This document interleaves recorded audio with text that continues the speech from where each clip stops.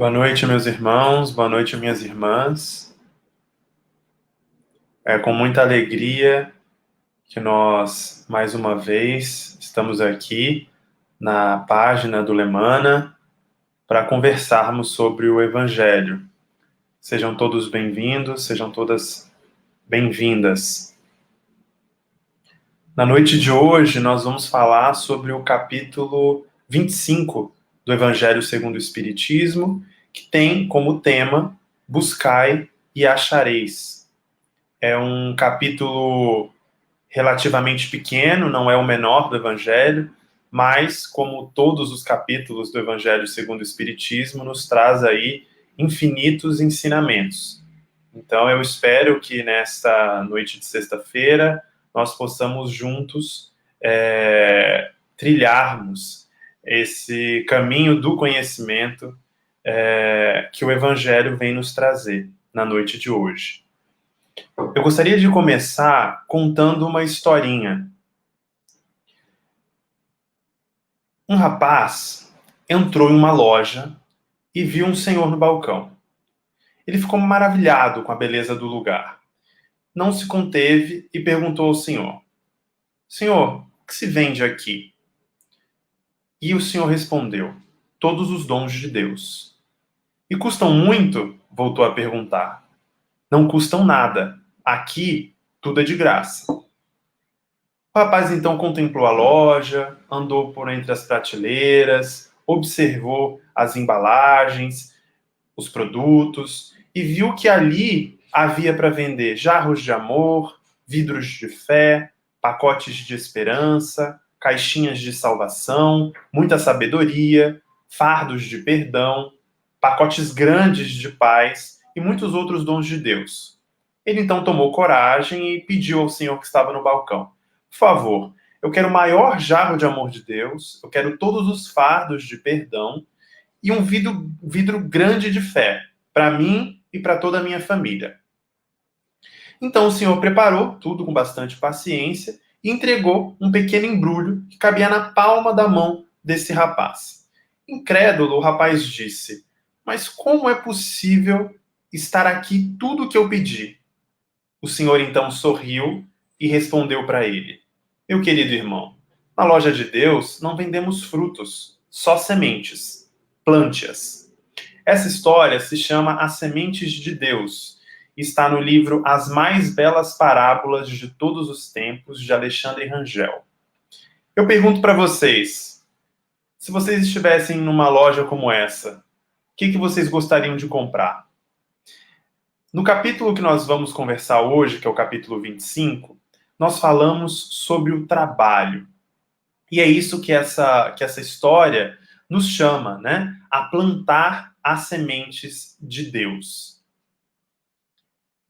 Quando o homem está na infância da sua humanidade, ele se preocupa com a sua subsistência. Então ele emprega a inteligência dele toda na sua sobrevivência, na cata de alimentos, na procura de meios de preservar-se das intempéries, sejam elas tempestades, estiagens ou qualquer situações desfavoráveis à sua existência. E também aplica sua inteligência em se defender dos seus inimigos. Deus, porém, sua criação, ele concedeu ao homem o desejo incessante do melhor. E é justamente esse desejo do melhor que motiva sempre o homem a procurar meios de elevar as suas condições. E é isso que nos leva a todos, enquanto humanidade, a descobertas, a invenções, ao aperfeiçoamento da ciência. É o princípio da lei do trabalho e, por consequência, também da lei do progresso. O progresso é filho do trabalho, porque o trabalho põe em ação as forças da inteligência.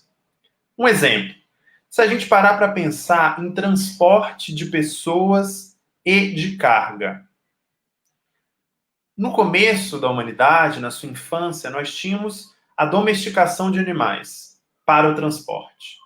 Depois, com a invenção da roda, surgiram as carroças puxadas por esses animais. Com a invenção da máquina a vapor e o desenvolvimento dos motores, vieram os trens, os automóveis, ônibus, caminhões E atualmente, com a tecnologia que nós temos hoje em dia, temos trens-bala, aviões. É isso que nós estamos falando. É esse desejo do melhor. O homem está sempre procurando elevar as suas condições. E, consequentemente, através do trabalho, ele vai alcançando cada vez mais o que nós chamamos de progresso. Mas aí eu pergunto para vocês, o que vem a ser considerado trabalho? Nós costumamos, no nosso dia a dia, considerar como trabalho apenas o que nos traz um retorno material. Nós temos a tendência de pensar em trabalho dentro do mercado de trabalho, né? Que é algo que está dentro da nossa vivência, né? Nos pagam para que nós possamos trabalhar, mas trabalho é, na verdade, toda e qualquer ocupação útil, não se limitando apenas às tarefas materiais, como nesse exemplo que eu mostrei aqui dos transportes de pessoas e de cargas. O trabalho é uma lei da natureza e, por isso mesmo, ele é uma necessidade para toda a criação divina. E quando eu digo toda a criação divina, eu quero dizer que tudo na natureza trabalha. Os animais trabalham, os espíritos desencarnados trabalham, e nós temos aí inúmeros relatos, né? Eu cito aqui, por exemplo, o livro Nosso Lar, que é uma obra psicografada pelo médium Chico Xavier, que nos mostrou o nível de trabalho, né, e de dedicação no plano espiritual, e nós também, espíritos encarnados, trabalhamos, né? Não poderia ser diferente. Só que para o homem encarnado, o trabalho ele tem dois objetivos: a conservação do corpo e o desenvolvimento do pensamento. O que significaria dizer também, se a gente quisesse colocar mais às claras, que o trabalho tem dois objetivos: preservar a ferramenta de trabalho na senda do nosso progresso, né? Qual seria a nossa ferramenta de trabalho? O corpo. De que maneira? Proporcionando alimento, proteção e etc. E também desenvolver a partir do corpo, desenvolver-se a partir do corpo, enquanto criação divina perfectível. É ele que vai ser um instrumento para que nós possamos nos desenvolver a partir do trabalho. Portanto, a gente pode considerar que, por consequência da nossa natureza corpórea ainda atrasada, o trabalho pode parecer para o homem encarnado ainda uma expiação, mas é, ao mesmo tempo, um meio valioso do seu aperfeiçoamento. Como diz o Evangelho, no capítulo 8, Bem-aventurados os puros de coração, é assim que do mal tira Deus o bem. Se a civilização obriga o homem a trabalhar mais, é porque ela aumenta as necessidades do homem e também aumenta os seus prazeres.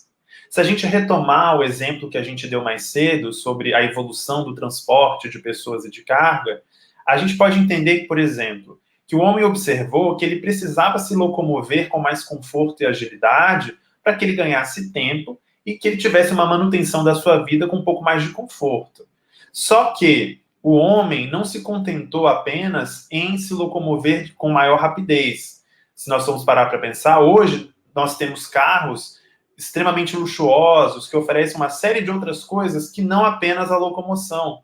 Se o homem criou o avião, por exemplo, para que ele pudesse viajar, ele posteriormente criou aviões particulares, ou então ele criou as classes dentro das aeronaves, ou seja, se a civilização obriga o homem a trabalhar um pouco mais, aqui falando do ponto de vista material, é porque ela também aumenta as suas necessidades e aumenta os seus prazeres. Só que quando a gente fala de trabalho, a gente não pode pensar simplesmente no material. A gente tem que pensar também no trabalho espiritual, né? Do ponto de vista moral. E aí, o que a espiritualidade nos fala? Que à medida que a inteligência do homem vai o engrandecendo, né, a moral dele também vai se depurando. E aí, o que acontece? As necessidades do espírito sucedem às necessidades do corpo. O homem, ele começa a buscar o alimento espiritual depois de já ter garantido o seu alimento material. Ou seja, ele já garantiu a sua sobrevivência e o espírito começa a querer alçar voos maiores. Ele começa a querer buscar outro alimento. E é assim que a humanidade vai evoluindo e vai passando da selvageria para a civilização. E aí, o que que a gente tem, né? A natureza do trabalho, ela vai estar relacionada com a natureza das nossas necessidades. Quanto menos materiais são as nossas necessidades, menos material também vai ser o trabalho. Mas isso não pode nos deixar deduzir que o homem deve ter como objetivo da sua jornada evolutiva se conservar no futuro inativo, inútil. Isso não acontece em mundos ditosos, né? Mais uma vez eu trago aqui o exemplo do nosso lar. Nós vimos lá no relato, na obra psicografada por Chico Xavier, que mesmo espíritos evoluidíssimos continuam na senda do trabalho.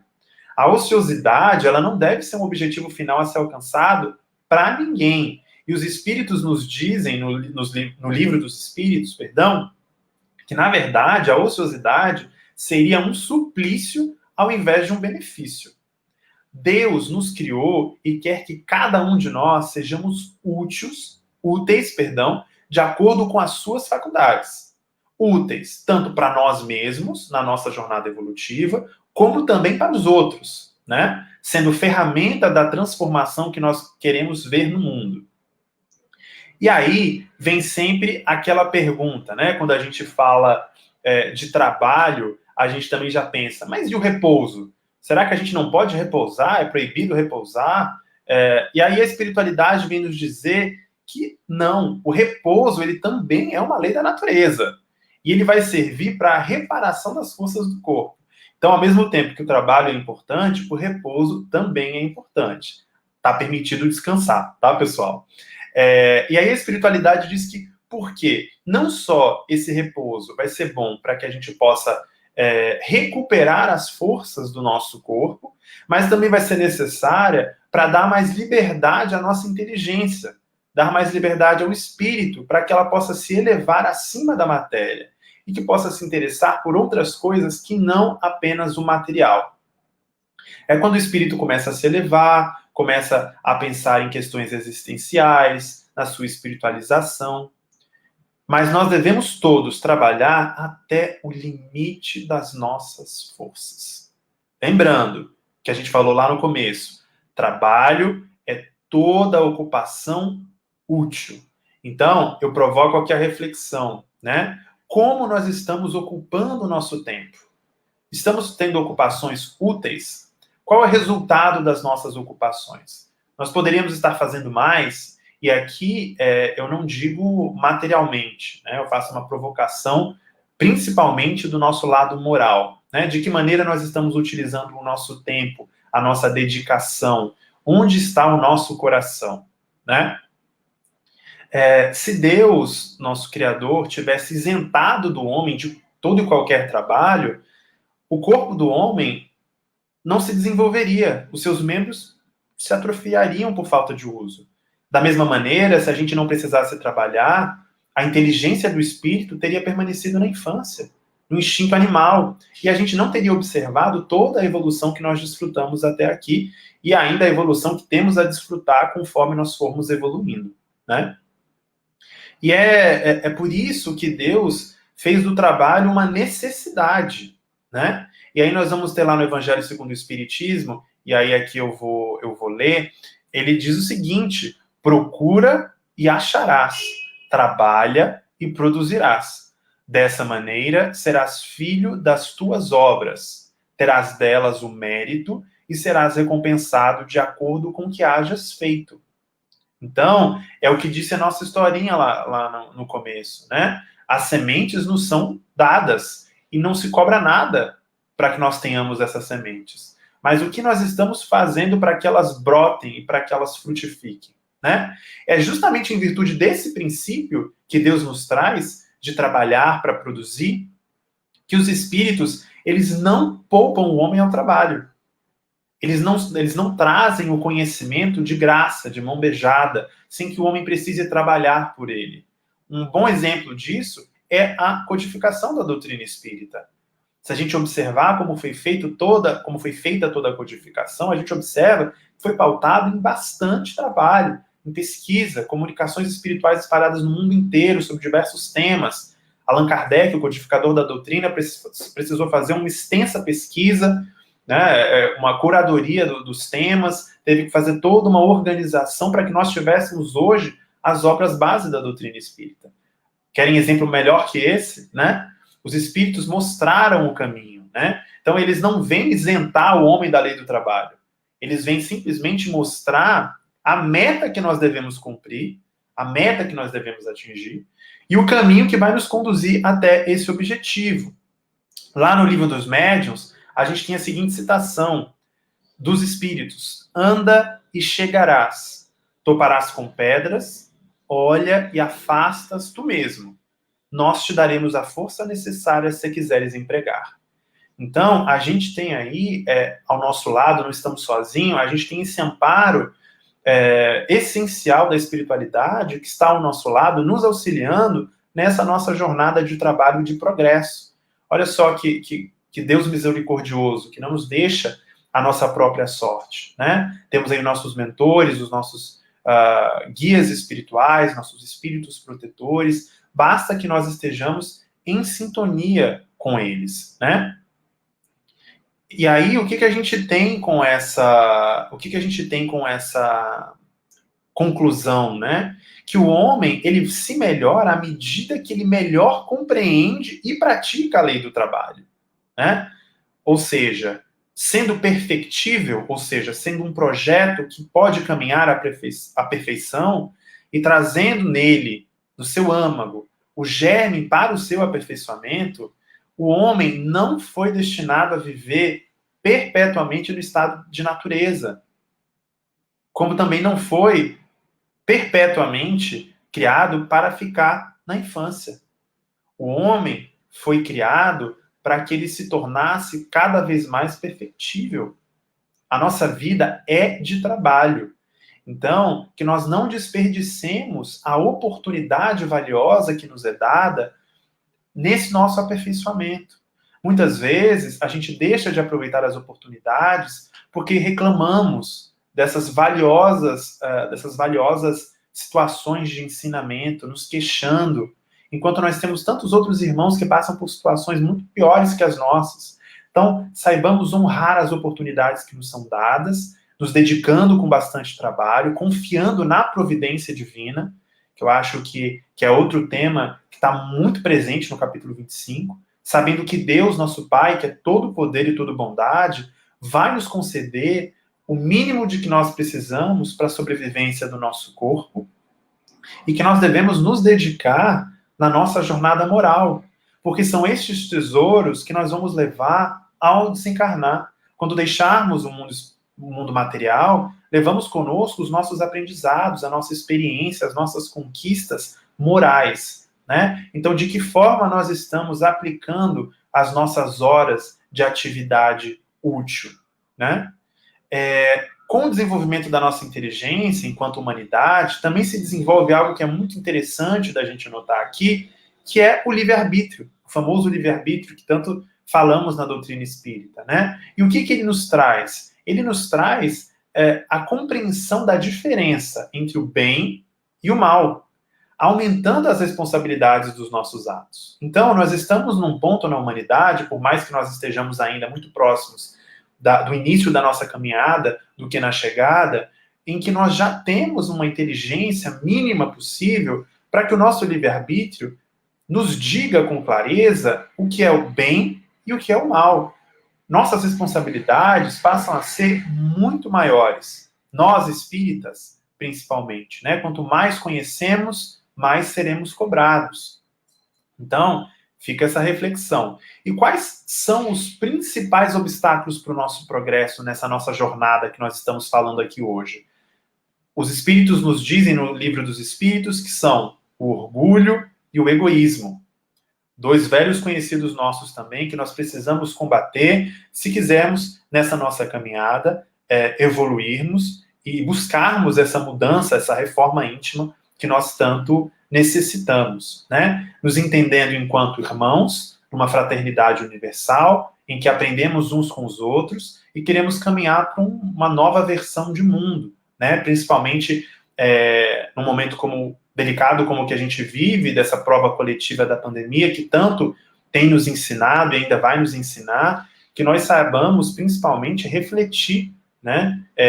Qual tem sido a nossa postura, o que a gente tem feito de reflexão, como é que a gente pode ser útil dentro da nossa rotina, da nossa vida, para com os próximos, nossos familiares, nossos amigos e aqueles mesmos que nós não conhecemos. Né? Estamos nos preocupando demasiadamente com o material em detrimento do moral? Como eu estou aplicando as minhas preocupações, né? As minhas inquietações? E aí, eu gostaria, para nós encaminharmos para a nossa finalização, de contar uma outra historinha que eu acho que é muito interessante, que se chama A Parábola do Pote. O autor é desconhecido. Certa feita, um sábio mestre pegou um pote de barro e chamou o seu discípulo. Colocou algumas pedras muito grandes dentro do pote e perguntou a ele: "O pote está cheio?" E o discípulo prontamente respondeu: "Sim." O mestre então pegou um saco cheio de pedrinhas pequenas e despejou dentro do pote. E tornou a perguntar para o discípulo: "E agora, o pote está cheio?" E o discípulo respondeu: "Sim, mestre, desta vez o pote está totalmente cheio." O sábio, então, pegou um saco de areia e derramou dentro do pote. A areia preencheu os espaços entre as pedras grandes e as pedrinhas menores. E aí, já se adiantando no impulso, o discípulo falou: "Pronto, agora acabou, mestre. Não é possível colocar mais nada dentro desse pote." O mestre mirou-lhe com um sorriso e virou uma jarra d'água dentro do pote, que, encharcando a areia, desapareceu. Depois disso, o sábio pegou outro pote de barro e pediu que o discípulo repetisse a experiência que ele havia acabado de fazer, mas na ordem inversa. No momento de colocar as pedras grandes, estas não couberam no vaso, pois parte dele já havia sido preenchida por coisas menores. Diante dessa situação, o mestre então concluiu com uma lição ao discípulo. O pote de barro é a nossa vida.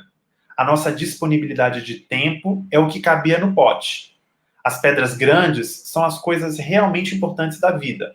O seu crescimento pessoal e espiritual, seu relacionamento com a família e amigos. Se você der prioridade a isso e se mantiver aberto para o novo, o restante se ajustará por si.